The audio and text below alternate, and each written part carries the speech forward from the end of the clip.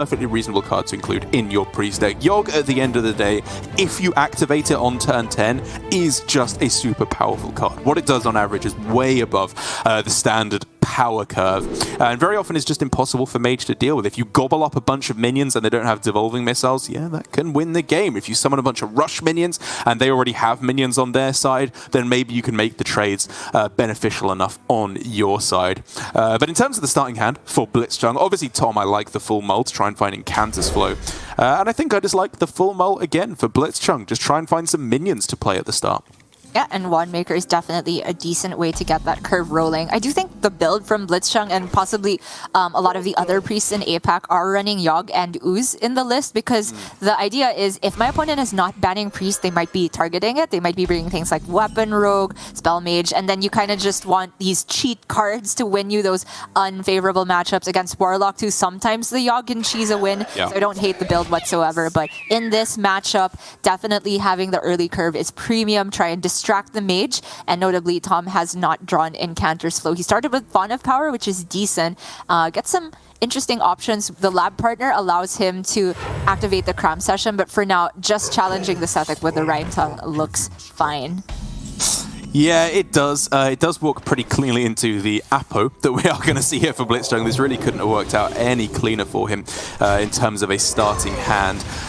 Again, there is the response from Tom, but he really, I think, on this turn, wow, I was going to say wanted to set up for lab partner Cram Session after he'd VT'd on the Sethek. Now I think the game plan becomes an awful lot simpler. Absolutely. Devolving Missiles plus the flow. He can feel a little bit sad about not devolving something bigger, but this is the non-Onyx Mage Scribe list from blitzchung. So I think Sethek is actually a premium target to devolve. You make the Raise Dead pool worse, and most importantly, it's kind of an exchange of resources, right? He's seen an Apotheosis, which is a very threatening card, especially with Samuro, and so he's giving up one tool as well and saying, let's move on from here. Very nice outcome there to have found off of the Wand Thief. Malygos is looking very good, but I am tempted by the Noz Dormu, I have to admit. The curve of Ogremancer into Noz looks pretty strong. It is strong, especially with Soul Mirror to follow. Right. It's so close, right? I mean, Malygos, if that can come down unchallenged against Mage, I think Mage has almost certainly just lost by that point, because you guaranteed get your other healing spells almost certainly, and then it's really tough for Mage to piece together the burn. But you know what? With the shape of this hand, I don't fault you and blitzchung for going for the curve. He has just seen a Devolving Missiles. That's tough for Tom to deal with. Yeah, this is just looking like big statted minions on curve. Going to be a nightmare for Tom to try and plow through, as you said, given that the Devolving Missiles has already come down. Tom's hand overall, again, even with the Devolving Missiles, the Incantus Flow that has been played at this point, looking a little clunky. Maybe the Imprisoned Phoenix can offer the swing turn he's been looking for a while now.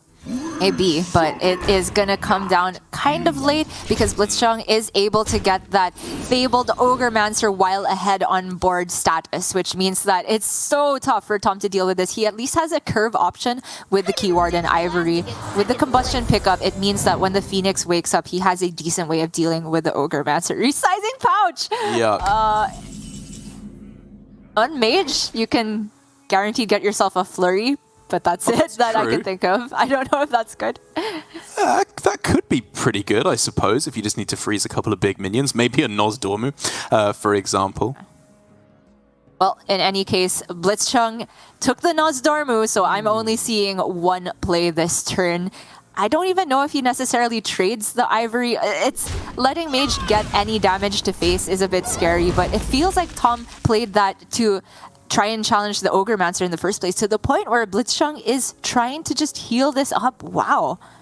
Yeah, the heal at the end I'm not necessarily sold on yet, but the double trade I think is very important, because otherwise Flame Strike just clears the board, which is really where blitzchung could fall apart. Whereas if you go double trade and then Noz Dormu, even with the spell reduction on Flame Strike, bring it down to 6, and the extra spell damage from the Phoenix, it still only goes up to 7. So I do really like that he's ending with the Noz Dormu here, even if it leaves his Ogremancer a little more vulnerable. Yeah, fair enough. Taking the trade there is just like basics because he is trying to be the control person here. He doesn't need to race Tom and push any face damage. So Ogremaster dealt with double shooting star, picked up for +3 spell damage, and the cram session and the combustion. Oof, huge swing. Absolutely monstrous swing. Way bigger than I was expecting Tom to be able to achieve, to be honest. When I said that the Phoenix might offer the swing turn, I honestly didn't really believe in it myself when I was suggesting it, but this is devastatingly strong. Blitzchung, his board control plan is out of the window, and now the amount of damage that he's going to take from Tom is looking really scary. Even if he can clear the board here, which at the moment doesn't look like a guaranteed possibility, you're still then looking at just mask because you have no minions in play. I think he has to Desperate Prayer Zyrella here. Even though Blitzchung is only healing Tom, you can't leave 3 spell damage on the board here. It's just non-negotiable. I hate it too. You could go Sethic Hysteria, right? And then some of the time, or most of the time, you end up with an extra spell as well. And obviously the Phoenix will have died. Yeah. Okay.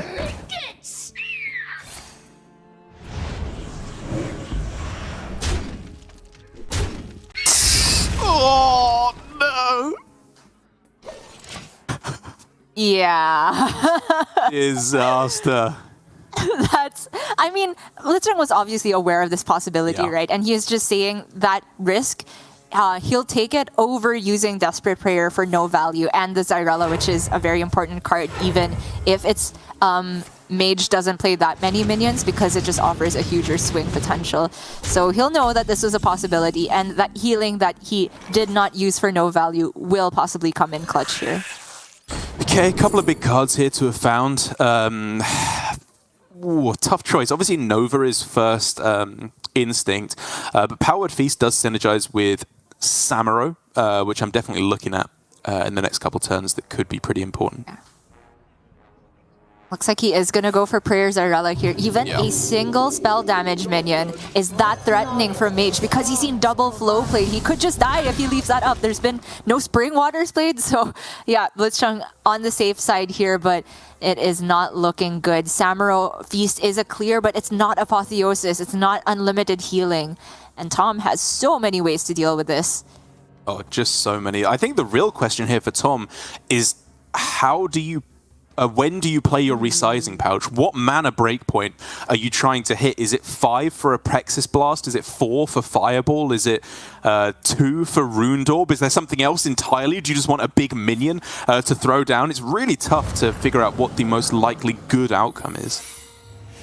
I don't even think he plays it because the rest of his cards are so powerful. Like, the pouch pool is much bigger in Mage than it is in Druid. I mean, when you're talking about 0-cost spells, that's really the only part where you can get it a bit more consistent. And it's not just spells, right? It's minions too. So I like that Tom is prioritizing clearing here. See what's in the font. If he gets spell damage, that's premium to go with the cram session. And he does get Solarian with the cram session. Even if it does eventually shuffle a prime in the deck, it's alright. He's just looking for the burn here because he is smelling the lethal. It is so close.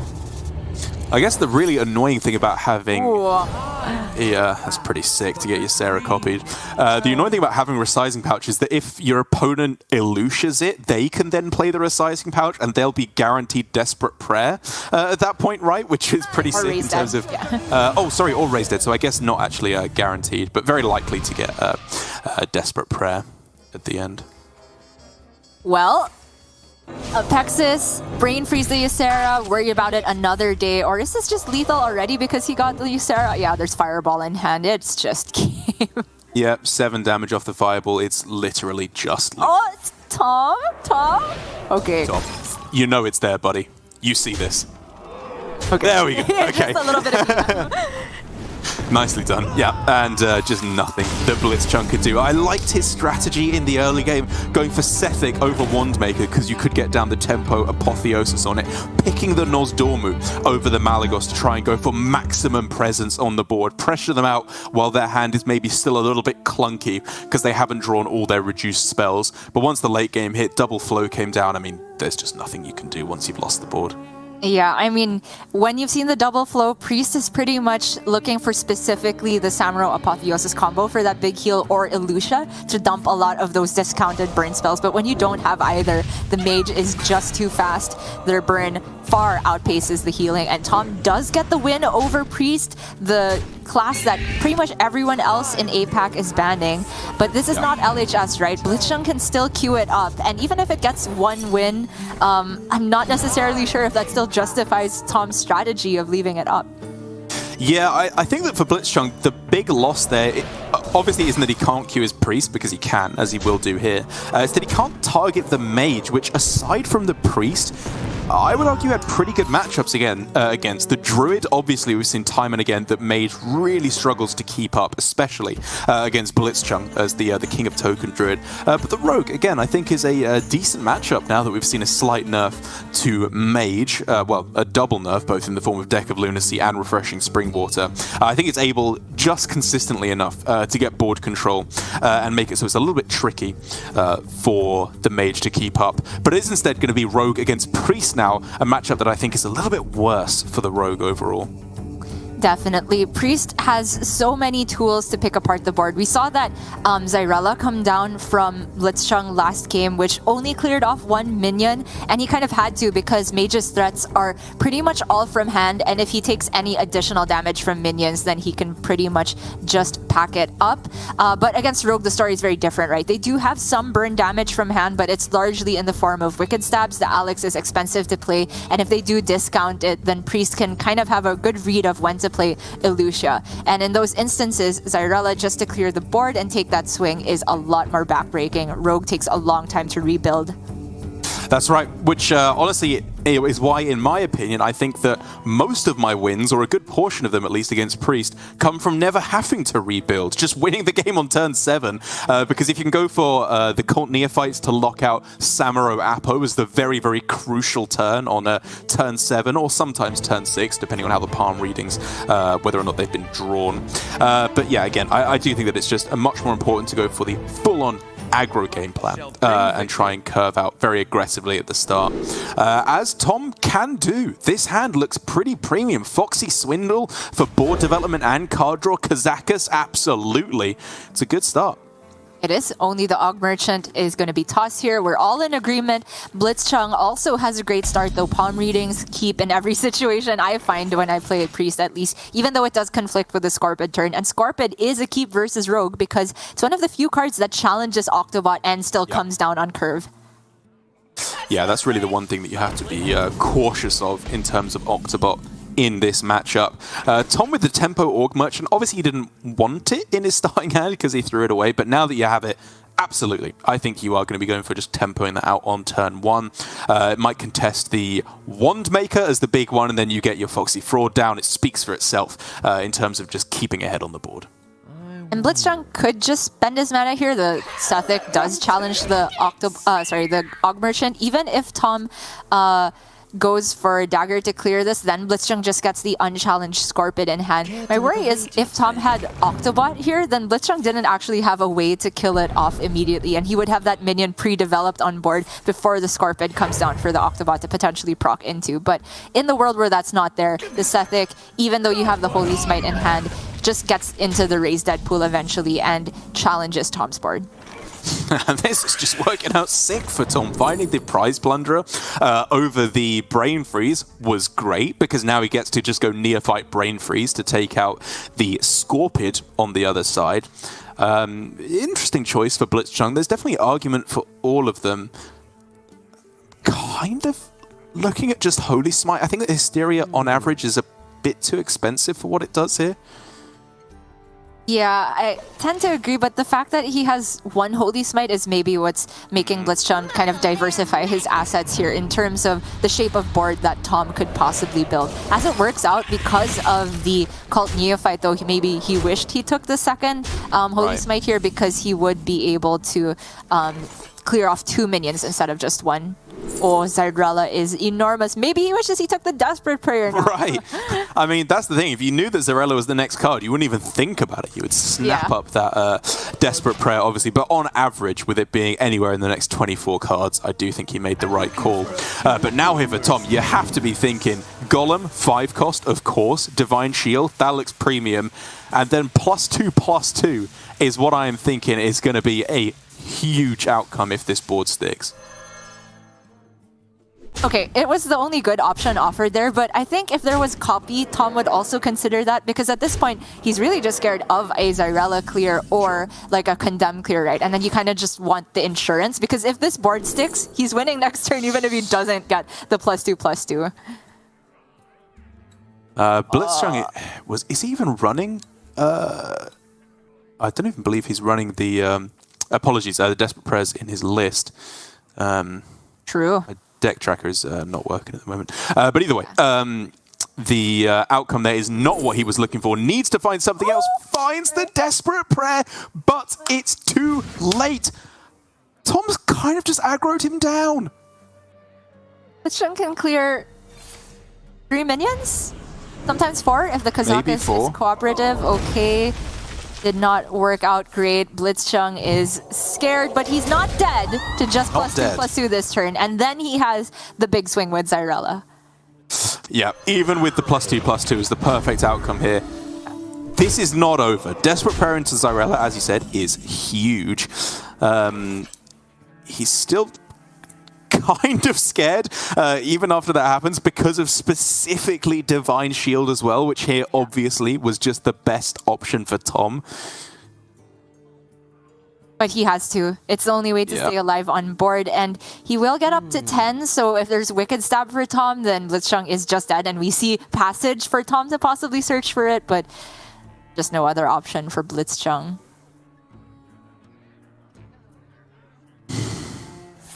Yeah, this was the fastest rogue start I have ever seen. It's insane. It was just the perfect curve at all points. And like I said, this is how, if you are going to beat Priest, a lot of the time this is how you do it. And you just hope to get the job done before they can find Samuro Apo and just swing back to 30 health and win the game at that point.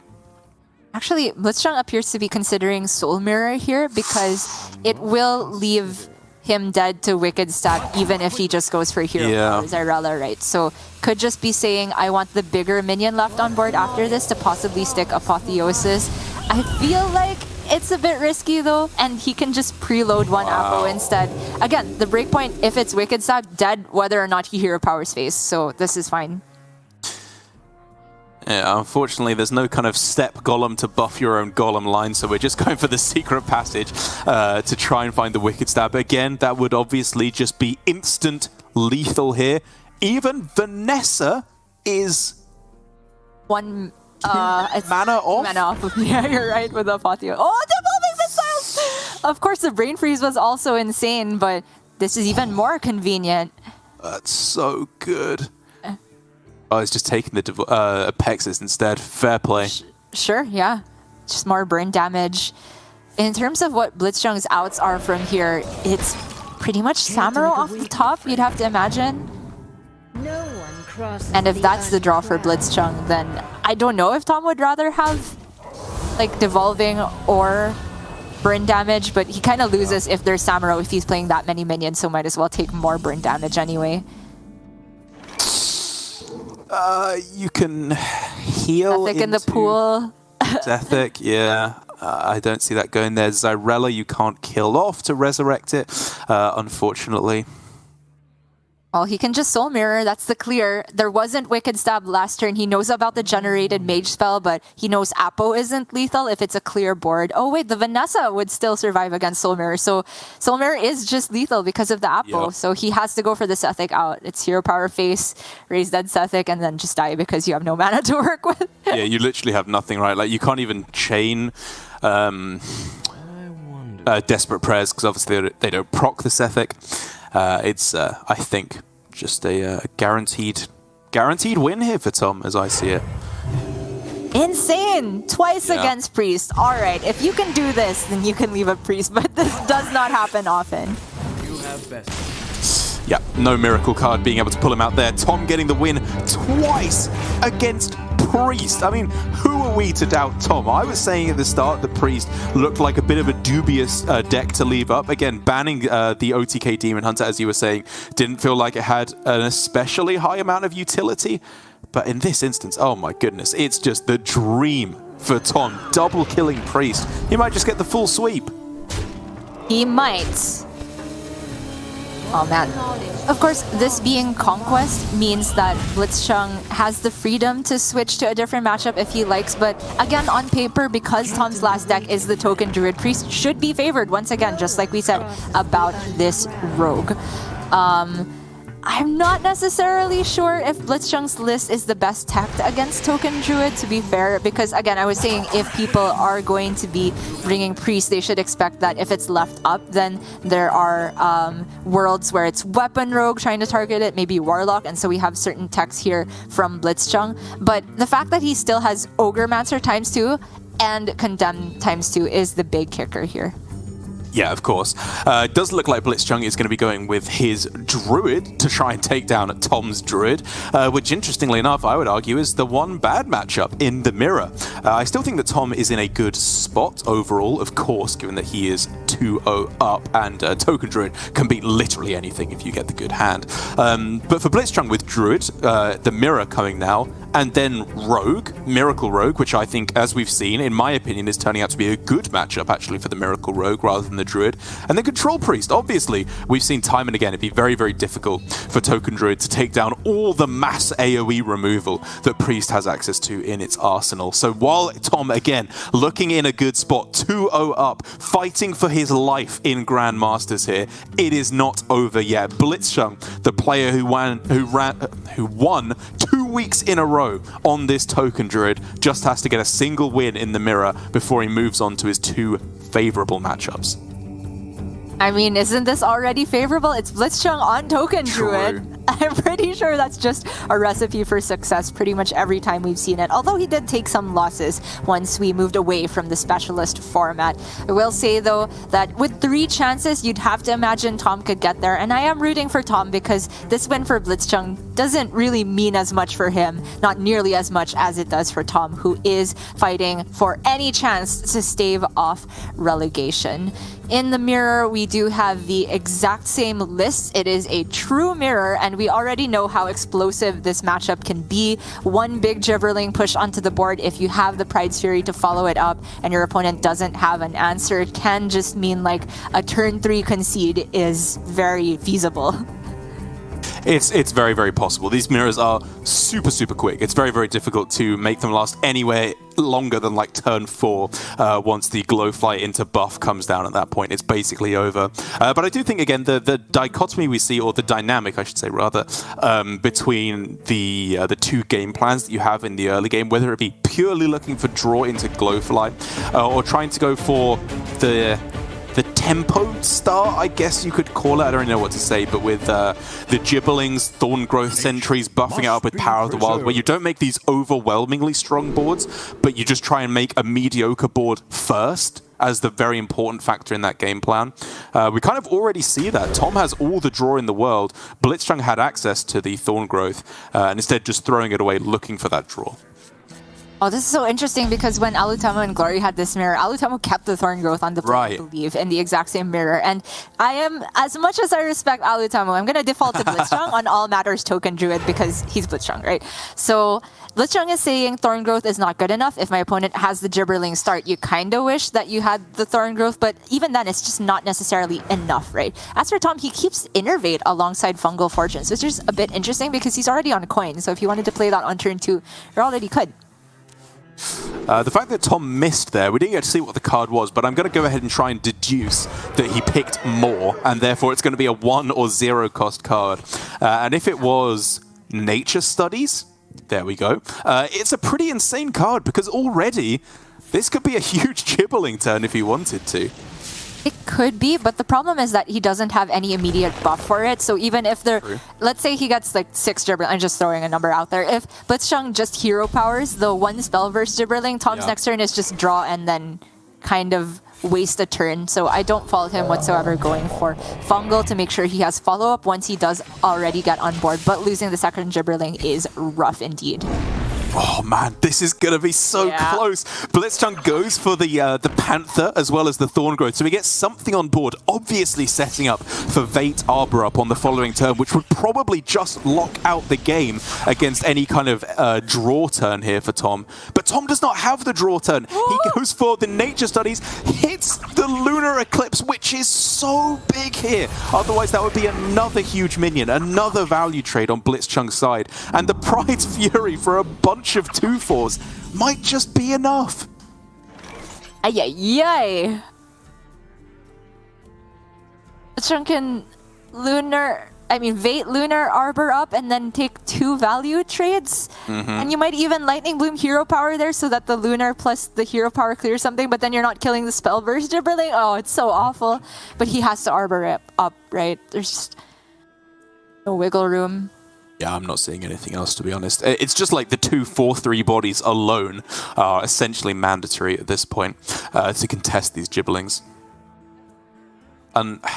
Unless, I will say, as the one unless, you want to bank everything on the fact that your next card is Solar Eclipse. If that is the case, then you arguably can wait a turn to go Bloom double Arbor up and try and just win that way. But I think even if you knew that was the next card in your deck, it's still not necessarily better than just playing it right now.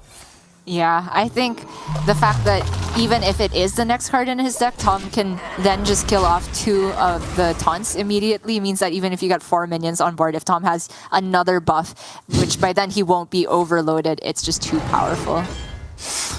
Oh, it's so close. Obviously, there's 2 VTs for Tom, or I guess a Hero Power trade and a VT. But then what do you do after that? Are you trading one of these away just because you don't want to let them buff them up with a second Arbor up, Soul of the Forest, Pride's Fury? Ah, this is clever. Okay.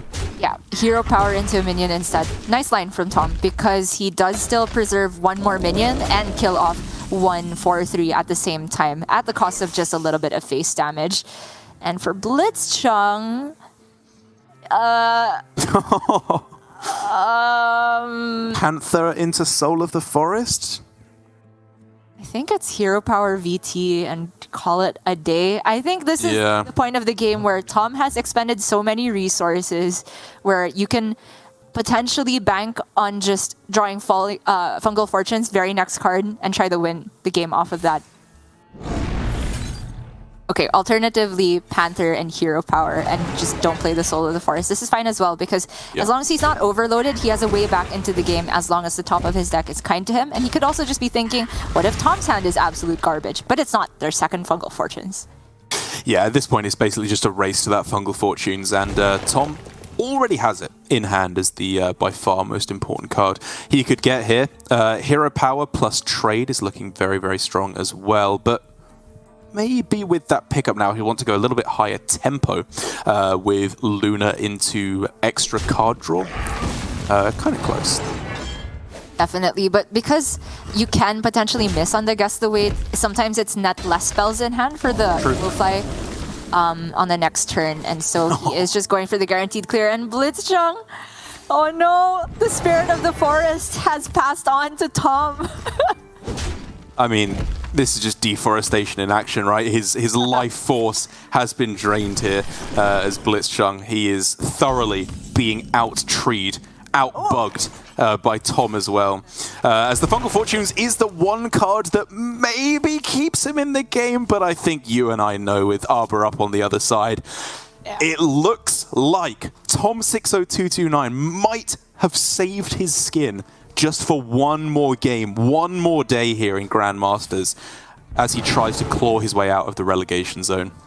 Yep, we can see that even though Blitzchung could technically survive against Arbor up next turn if he goes Lunar Eclipse and Thorn Growth Sentries, there's just no way back into the game in terms of board control because Tom can take value trades from there, and even if it's not immediate lethal, it will happen in 2 turns. Blitzchung is just not going to play anything, so Arbor up plus Power of the Wild here. That's 6 minions on 5 attack. That is 30 damage where I come from there. Oh yes, straight up old school lethal, and Blitzchung getting 0-3. Not a thing that we have seen for a very long time, as it's been a very, very good few weeks for him here in Grandmasters. Still, I believe now at 16 points, still first place in the table. It's looking very, very unlikely that blitzchung will be usurped as even in that first, second spot. Obviously, he's guaranteed playoffs, but for him, it's just about getting those top 2 spots, getting that free win once we do head to the playoffs, as is your reward for finishing right at the top. But the really important story is tom60229, our original APAC world champ, fighting, living to fight another day. And I would love to draw the comparison between blitzchung and Tom, because blitzchung is like, already knows he's through to playoffs, very likely to get that top seed, and he was just chilling, listening to music, knowing he got 0-3'd. Whereas